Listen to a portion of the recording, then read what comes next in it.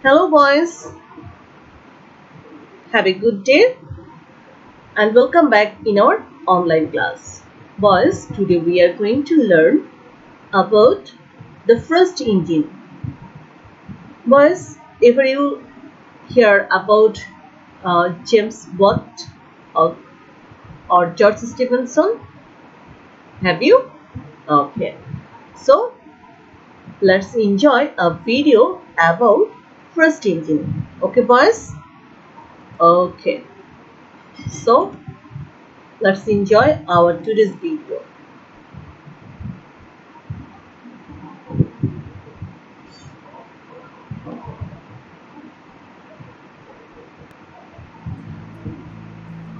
Let's gather It's some crazy to information think that the about the little first wisps engine. of steam Okay? rising from your morning coffee So watch can be it used to carefully. move this massive locomotive.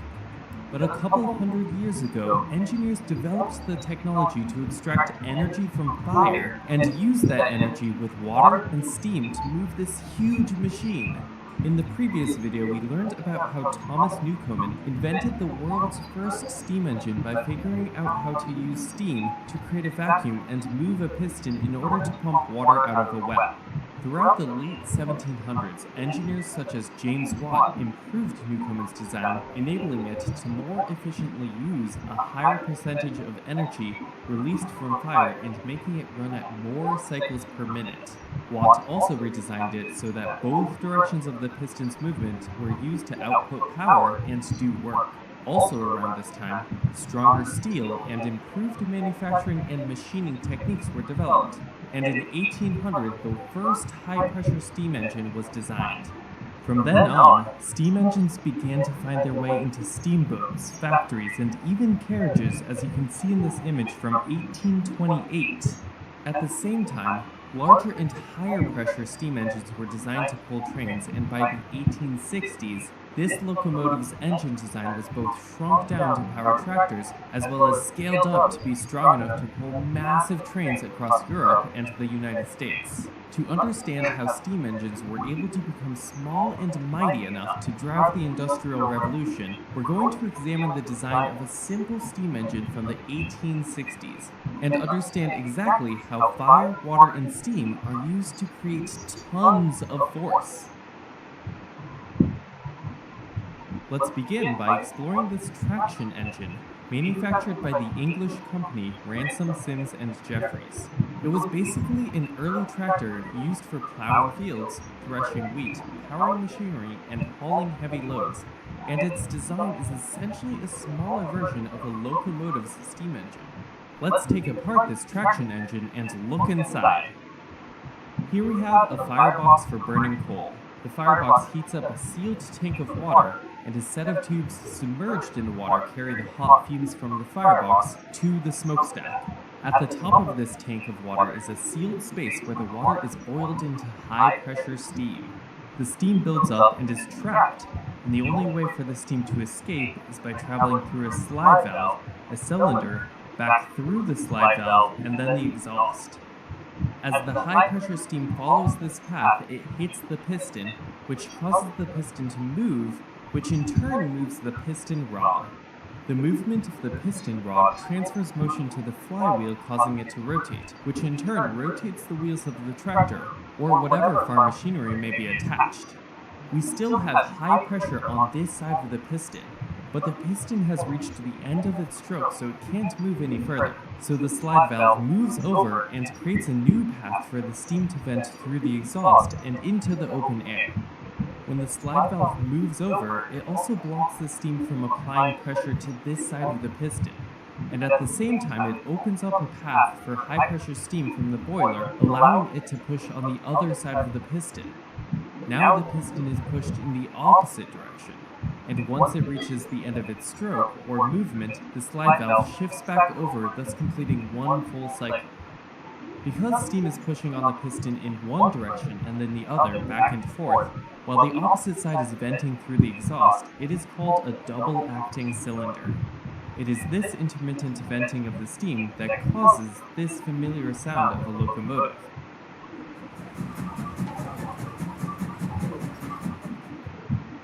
This is the basic idea behind how traction and locomotive steam engines convert energy from fire into moving a wheel. But you may be thinking to yourself, a train is massive. How could this steam possibly have enough force to move an entire locomotive and dozens of cars? Well, to answer that question, let's explore the concept of high pressure steam. Here we have a piston that moves back and forth in a cylinder, with one side connected to a tank of boiling water and steam, while the other is open to the atmosphere. As the steam molecules bounce off the metal piston, they impart a small force. The sum of the forces of all the molecules divided by the area is called pressure. This kinda seems like the Newcomen engine in the previous episode, doesn't it? However, here, the power is generated from high pressure against the atmosphere, compared to atmosphere against a vacuum with the Newcomen engine. So in this engine, if you increase the pressure, then you'll have more force on the piston to use during the power stroke. So how do we take regular steam from boiling water and turn it into high pressure steam? Prior to and throughout the Industrial Revolution, European scientists were deepening their understanding of pressure and discovered that there are essentially three ways to increase the pressure of a gas. The first way is to increase the number of molecules. Since each molecule imparts a little force on the piston, increasing the number of molecules increases is that locomotives have two pistons on either side, effectively doubling the force. That's a lot of force, definitely enough to move this massive train. Let's return to this image of a steam-driven carriage from almost 200 years ago. I like to think about what the people riding on top of this cutting-edge carriage were thinking. Were they imagining their society had reached the apex of human innovation? Could they have dreamed of planes or instantaneous worldwide communication? Could they have known the impact that burning coal-fired steam engines would have on the global climate?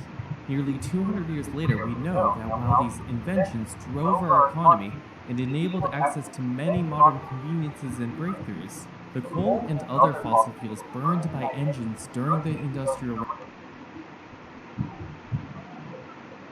So আমরা কি দেখলাম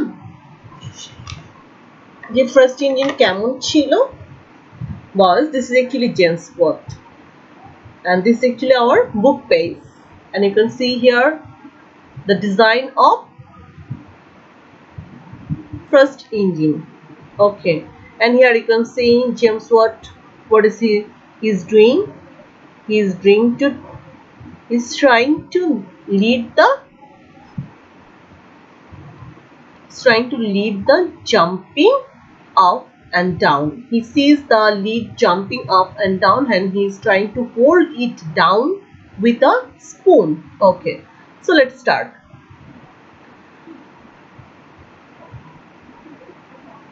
The boy you see in the picture was called James Watt. So এটা কিন্তু James Watt.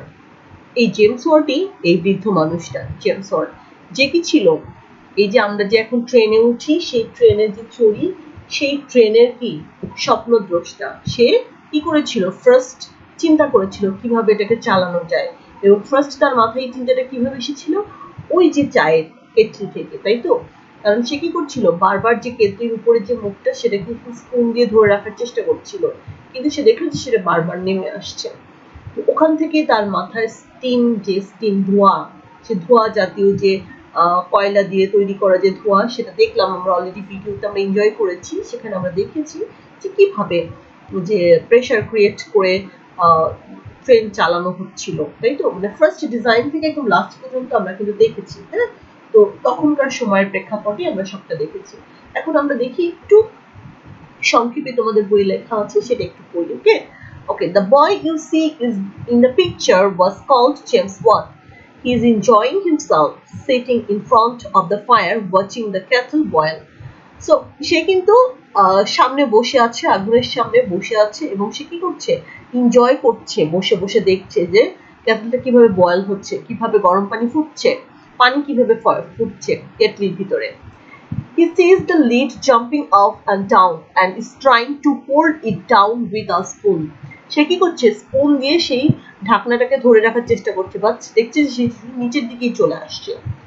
He finds that he cannot hold the lid down for the steam keeps pushing it up. আমরা দেখেছি already ভিডিওতে না কিভাবে pressure create করছে, push করছে, কিন্তু সেটা কি প্রেসার করছে না, প্রেসারের জন্য নেমে ও কি করছে, সেই ভ্যাকুম দিয়ে আমরা দেখছি কিভাবে প্রেসার দিতেছে এবং প্রেসারের জন্য উপরে উঠে যাচ্ছে ধোঁয়াটা। সেটা এখানে তার মাথায়, কিন্তু এখান থেকেই তার মাথায় আসে, তাই তো। Steam is very strong, he says to himself. সে নিজেকে নিজে বলল, ধোঁয়া তো অনেক শক্তিশালী। I should like to make steam do some useful work. তখনই তার মাথায় চিন্তা আসলো যে ধোঁয়া যদি এত শক্তিশালী হয়ে থাকে তাহলে এটাকে আমি কিন্তু কাজে লাগাতে পারি। As he grew older, he toiled very hard, and at last, after many years, he made a steam engine. This engine did not run on rails, but was used in mills and mines. So যখন সে বড় হলো তখন কি করলো, তার কঠোর পরিশ্রম দিয়ে সে কিন্তু স্টিম ইঞ্জিন, ধোয়ার যে চালিত যে ইঞ্জিন, সেটা আবিষ্কার করতে সম্ভব হলো। এবং সেটা কিন্তু ট্রেনে চলতো না, তবে সেটা কোথায় চলতো, সেটা কিন্তু মিল কারখানায় ব্যবহৃত হতো। আচ্ছা, পরবর্তীতে আমরা জর্জ স্টিফেনের নাম এখানে দেখছি, এখানে দেখতে পাচ্ছি George Stephen. So the first engine to run on rails and to draw a train was made by George Stephenson. তাহলে যে ট্রেনটা যে আমরা দেখি, আসলে আমরা যে ট্রেনে চড়ি, সেটা স্বপ্নদ্রষ্টা হচ্ছেন আমার কে, জর্জ স্টিফেনসন। সো ফার্স্টে যে স্টিম ইঞ্জিন আমরা দেখেছিলাম সেটা ছিল কি, সেটা সম্পর্কে সম্পূর্ণ চিন্তা মাথায় এসেছিল কার, জেমস ওয়াটের। আর যে ট্রেনে আমরা চড়ি, সেই ট্রেনের স্বপ্নদ্রষ্টা বা সেই ট্রেন চালাতে প্রথম সক্ষম তৈরি হয়, বা সেই ট্রেনের মাথাটা, সেই চিন্তাটা, সেই যেটা এঁকেছিলেন না, সেই চিন্তাটা যে করেছিলেন সে হচ্ছে জর্জ স্টিফেনসন। ওকে, আচ্ছা, তাহলে পার্থক্যটা বুঝতে পারছো। স্টিম ইঞ্জিন করেছিল জেমস ওয়াট, আর ট্রেন যেটা আমরা বলি, সেই ট্রেনের যে ইঞ্জিন, সেই ইঞ্জিনের সেই যে ছবিটা অঙ্কন করেছিলেন বা সেই পুরো চিন্তাধারাটা যার মাথায় এসেছিলেন সে হচ্ছে জর্জ স্টিফেনসন। এবং কালের বিবর্তনে আমরা অনেকের ছবি কিন্তু দেখেছি না ভিডিওর মধ্যে, ওখানে একের পর এক একজন আসছেন, মানে কি তারা এটাকে কি করেছেন, নতুনত্ব করেছেন, নতুন ভাবে সেটাকে সাজিয়েছেন, নতুন ভাবে সেটাকে কি করেছেন, কালের বিবর্তনের ফলে এখন আমরা যে ট্রেনে চলি সেটার রূপ হচ্ছে কালের বিবর্তন, মানে প্রতিনিয়ত সেটা আপডেট হয়েছে, আপডেট হতে হতে হতে আজকে নতুন আমরা যেভাবে ট্রেনে চলি, যে দ্রুতগামী ট্রেনগুলোতে চড়ি আমরা, সেটা হচ্ছে সেই ফল, তাই তো, তাদের আবিষ্কারের ফল। সো এই দুটো মানুষের অবদান অনেক বেশি, তাই তো। আচ্ছা, সো দেখো এখানে কি আছে, the people thought it's so wonderful that they called it iron horse. তারা সেই ট্রেনটাকে বলতো লোহার ঘোড়া। Railway trains were very different long ago from what they are now. এখনের সাথে আগের ট্রেনের অনেক পার্থক্য রয়েছে। The luggage was put on the roof of the train and the guards sat there too. So আগে কি করতো, ট্রেনের উপরে, দেখো ট্রেনের উপরে সব লাগেজ থাকতো। আমরা যেমন এখন ট্রেনের ভিতরে লাগেজ রাখি, আগে কিন্তু লাগেজগুলো ট্রেনের উপরে থাকতো এবং সেখানে সেই লাগেজগুলোকে পাহারা দেওয়ার জন্য গার্ড বসে থাকতো, যেটা এখন আর আমরা দেখি না, তাই তো। So train go much faster now than they did then, for big engines have been built to travel at a great speed. Train go much faster now, এখন ট্রেন অনেক জোরে চলে, than they did then, তখন যারা যেভাবে করেছিল সে তুলনায়। For big engines have been built to travel at a great speed. ঘোড়ার জন্য তখন কি করেছিল, বড় ইঞ্জিন তৈরি করা হয়েছিল। A train which travels very fast is called an express train. যে ট্রেনটা খুব দ্রুত যায় তাকে এক্সপ্রেস ট্রেন বলে। The engine driver is very careful to keep his engine well oiled. যখন ইঞ্জিনের মধ্যে তেল নেওয়া হয় তখন কি করে, যে ট্রেনের যে ড্রাইভার সে কিন্তু খুব যত্নশীল থাকে এবং সতর্ক থাকে। As he drives along, এখানে একটা জি হবে, হ্যাঁ সবাই এখানে একটু জি নিয়ে দাও, along, along, along the railway track, he keeps a sharp lookout for the signals which tell him to go or to stop. যখন সে কি করে, ড্রাইভ করে ট্রাকটাকে চালায় একাকী, তখন সে খুব সতর্ক দৃষ্টি রাখে সিগন্যালের দিকে, না, which tell him to go or to stop, কখন সেটা থামতে হবে এবং যেতে হবে। We must not forget James Watt and George Stephenson, who made steam the helper of man. বলছে আমাদেরকে অবশ্যই জেমস ওয়াট এবং জর্জ স্টিফেনসনকে মনে রাখা উচিত, কারণ তারা কি করেছে, মানুষের জীবনটাকে সুন্দর করার জন্য, সহজ করার জন্য তারা স্টিমের আবিষ্কার করেছে। সো সেই দিন জেমস ওয়াটের মাথায় স্টিমের ধোঁয়াটাকে কাজে লাগানোর চিন্তা এসেছিল বিধায়ী কিন্তু আজকে আমরা ট্রেনে বসতে পারছি, আজকে আমরা আধুনিক ট্রেনে যাতায়াত করতে পারছি। তাহলে আমাদের অবশ্যই জর্জ স্টিফেনসন এবং জেমস ওয়াটকে মনে রাখা উচিত। তাই তো আমরা কম বেশি সবাই ট্রেনে চলেছি, না চললে আমরা টিভিতে দেখেছি যে ট্রেনে অনেক মানুষ একসঙ্গে যাতায়াত করতে পারে না এবং অনেক কমফোর্টেবল। ট্রেন জার্নি যারা করেছো তারা সবাই জানো ট্রেন অ্যাকচুয়ালি ভীষণ ভীষণ কমফোর্টেবল একটা journey. Okay, so this is actually train. This is actually a Indian train, a normal train, and this is actually an express train. তাই তো, যে ট্রেনটা সবচেয়ে দ্রুত চলে আর আমরা নর্মালি এই ট্রেনগুলোতে চলি। আর পূর্বের ট্রেনটা থেকে এই ধরনের ছিল, ধোঁয়ায় চলতো।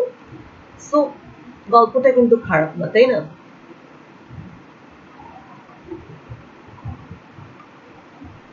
সো আমরা ফার্স্টে কিছু ওয়ার্ড মিনিংটা দেখে আসি। হ্যাঁ, ফার্স্টে boss, lead, cover, coaching, steam, smoke, vapor, toil, labor, hard foot, draw, paint, mark, look out to watch what is happening.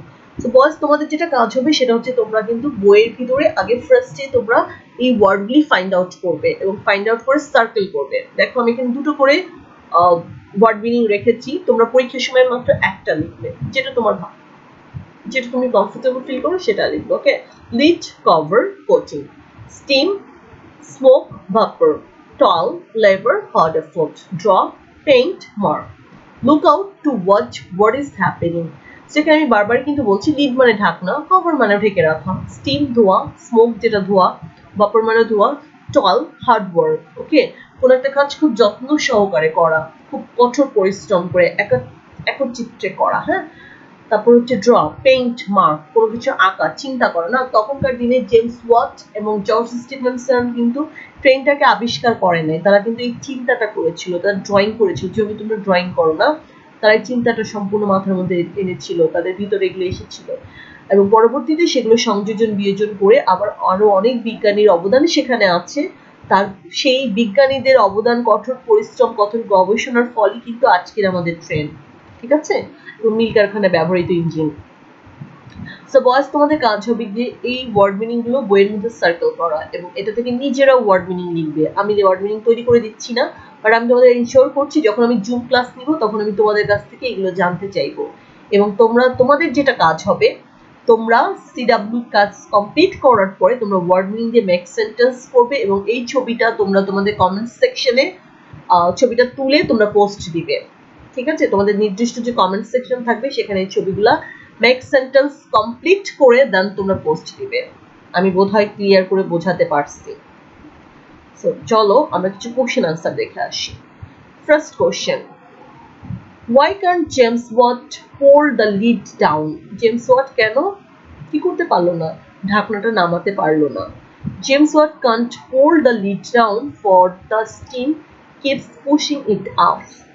আনসারটা আমি কোথায় পেয়েছি? লুক, আনসার এখানে আছে। ফার্স্টে দেখো, he sees the lid jumping up and down and he trying to hold it down with a spoon. So দেখো, James Watt can't hold the lid down for the steam keeps pushing it up. Okay, so answer this is, please try to find out the answer in your book. Okay, and try to find out this and write down in your CW copy. Okay, second, who was made first engine to run on rail? So কে, আমরা আগেই জেনেছি কে, George Stephenson. who is George Stephenson? Okay, so you will find this answer here. The first engine to run on rail and to draw a train was made by George Stephenson. So this is the answer, question number 2. This is the answer of question number 2. And third question, why have the big engines been built? The big engine have been built to travel at a train. So বড় engine কেন হয়েছিল? বড় engine কিন্তু কিসের জন্য? Travel করার জন্য, that means ঘোরার জন্য। সো এটা হচ্ছে answer. Okay, so for the big engines have been built to travel at great speed. এটা 3 নাম্বার কোশ্চেনের অ্যান্সার এখানে। ওকে, সো বইতে তোমরা দাগিয়ে নাও অ্যান্সারগুলি এবং সিডাব্লিউ কপিতে সুন্দর করে সাজিয়ে লিখো। বইয়ে অবশ্যই দাগাবে সবাই, হ্যাঁ, বইতে না দাগালে পরবর্তীতে তোমরা বুঝতে পারবে না অ্যান্সারগুলো কোথা থেকে টিচার দিয়েছেন। সো ফার্স্টে কোশ্চেনটা সিডাব্লিউ কপিতে লেখো এবং দেন তারপরে তোমরা এটা কি করো, তোমাদের সিডাব্লিউ কপিতে লেখো, বই দাগিয়ে ফেলো। What is an express train? So আমরা দেখেছি ছবিতে না, এক্সপ্রেস ট্রেন হচ্ছে সবচেয়ে দ্রুতগামী। A train which travels very fast is called an express train. This line, okay? A train which travels very fast is called an express train. তোমরা কিন্তু এই লাইনটা বইয়ে দাগিয়ে ফেলো, এটা 4 নম্বর কোশ্চেন আনসার এবং সিডাব্লিউ কপিতে লিখে ফেলো। And last one. How the engine driver drives along the railway track? কিভাবে ইঞ্জিন ড্রাইভার একলা রেলওয়েতে রেলওয়ে ট্র্যাকটা চালায়? সো এখানে কিন্তু অ্যান্সারটা আছে, দেখো আমি এখানে বলেছিলাম ALONG, এখানে জি হবে। ওকে, when the engine driver drives along the railway track he keeps a sharp lookout for the signals which tell him to go or to stop. সে যখন একজন ইঞ্জিন ড্রাইভার যখন ড্রাইভ করে একাকী, তখন সে খুব তীক্ষ্ণ দৃষ্টি রাখে সিগন্যালের দিকে এবং সে সেই অনুসারেই তার চিন্তা করে যে তার ট্রেনটা কখন থামাতে হবে এবং কখন যেতে হবে। তাহলে তাকে যথেষ্ট সতর্ক থাকতে হয় না, কারণ তার হাতে অনেক মানুষের জীবন থাকে। আমি আবারও তোমাকে ওয়ার্ড মিনিংগুলো দেখাচ্ছি, ওয়ার্ড মিনিংগুলো তোমরা দেখবে এবং তোমরা সিডাব্লিউ কপিতে লিখবে এবং নিজেরা কিন্তু মেক সেন্টেন্স করবে। পরীক্ষার সময় প্রচুর নাম্বার মাইনাস হয়ে যায় তোমাদের কিন্তু মেক সেন্টেন্সে ভুল হওয়ার কারণে। আমি মেক সেন্টেন্সটা করে দিলাম না যাতে তোমরা নিজেরা করো, আমি চাই তোমরা নিজেরা করো, বইয়ের মধ্যে থেকে খুঁজে খুঁজে ওয়ার্ডগুলি ফাইন্ড আউট করো, সার্কেল করো, দেন নিজেরা সেন্টেন্স তৈরি করো। Okay, so this is actually your SW, this is actually your SW। Think, চিন্তা করো, তোমরাই পারবে।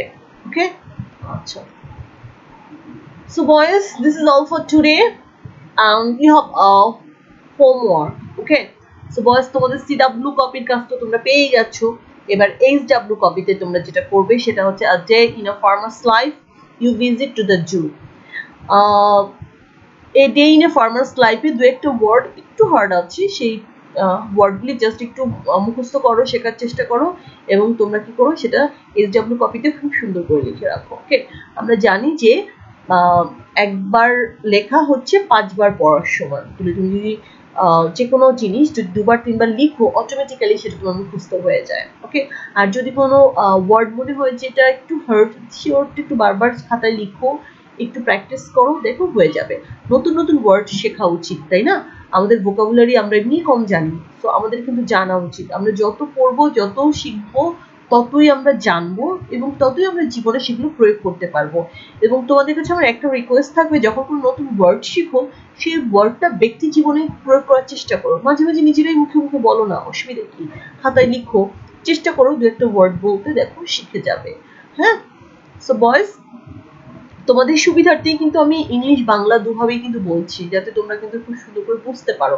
তারপরে যদি বোঝার কোনো সমস্যা থাকে, মেসেঞ্জার গ্রুপ তো আছেই, মেসেঞ্জার গ্রুপে তোমরা আমাকে নক করতে পারো, তোমরা হচ্ছে কমেন্ট সেকশনে লিখতে পারো, কোনো সমস্যা নেই। আর তোমরা গত কয়েক সপ্তাহ থেকে খেয়াল করছো যে আমি যে সাবজেক্ট টিচারদের ছবি সহ গ্রুপে পোস্ট দিচ্ছি, তাহলে তোমাদের কাছে আমাদের একটা রিকোয়েস্ট থাকবে, তোমরা দয়া করে যার যার সেকশন অনুযায়ী কমেন্টস লিখবে, রোল লিখবে, অবশ্যই ফুল রোল লিখবে, ফুল নাম লিখবে এবং যার যার নিজস্ব কমেন্ট সেকশনে কমেন্ট লিখবে। তাতে করে কিন্তু যারে আমরা অ্যাটেন্ডেন্সটা দিতে পারি, অ্যাটেন্ডেন্স দেওয়ার জন্যই কিন্তু এই চেষ্টা।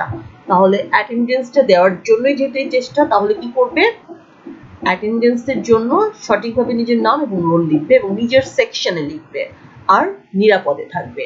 অবশ্যই SW করবে, CW করবে। আর নেক্সট ক্লাসে কিন্তু আমি মেক সেন্টেন্স দেখবো, নেক্সট সেন্টেন্স দিয়ে আমি নেক্সট ক্লাস শুরু করবো, তাহলে নেক্সট সেন্টেন্স যেন আমি পাই।